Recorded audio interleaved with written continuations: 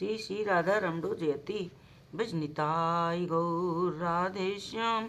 जप हरे कृष्ण हरे राम। चरित सुधा श्री श्रीमद राधा रमण चरण दास देव बाबा जी महाशय।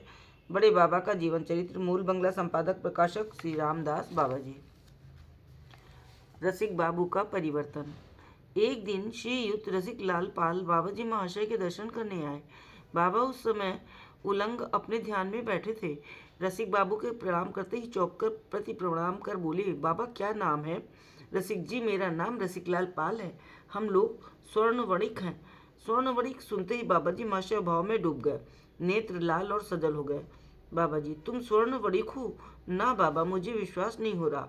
स्वर्णवणिकों पर नित्यानंद प्रभु की जितनी कृपा हुई उतनी और किसी पर नहीं हुई।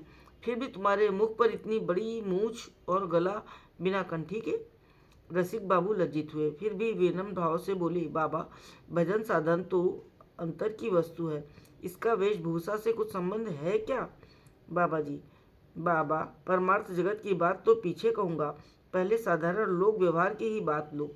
कोई व्यक्ति भद्र है या अभद्र, धनी है या निर्धन, ये अंतर की बात है। फिर भी लोग मार्किन न लपेटकर बढ़िया मर्सराइज्ड धोती क्यों पहनते हैं? वकील बैरिस्टर कोर्ट जाते समय कोर्ट की पोशाक क्यों पहनते हैं? इसलिए ना कि जैसी सभा सोसाइटी में लोग जाना चाहते हैं उसके अनुकूल वेश हो तभी उसमें प्रवेश मिलता है। वेश मनुष्य की श्रेणी का परिचय देता है। ये तो हुई बाहर की बात। आभ्यंतरिक बात ये अन्य प्रकार की है। वेशभूषा का मनोवृत्ति से घनिष्ठ संबंध है।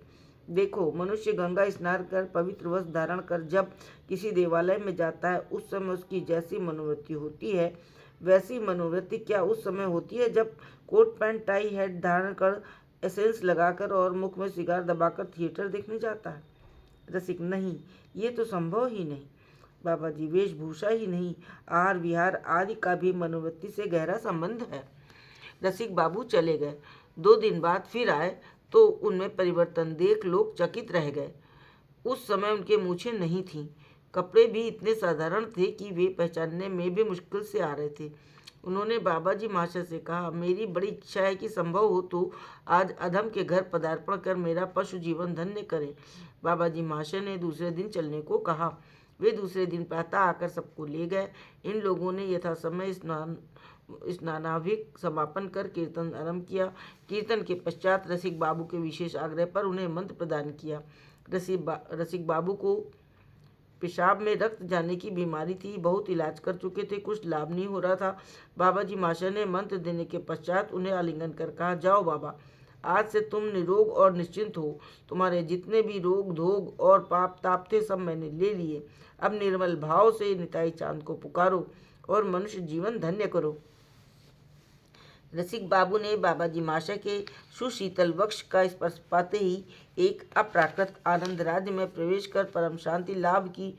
उनका कठिन रोग भी उस दिन से जाता रहा। रसिक बाबू ने बाबा जी महाशय से कुछ दिन अपने काशीपुर के बगीचे में रहने का आग्रह किया। वे केदार बाबू के बगीचे से वहां जाकर रहने लगे। जय जय श्री राधे। जय बड़े बाबा की।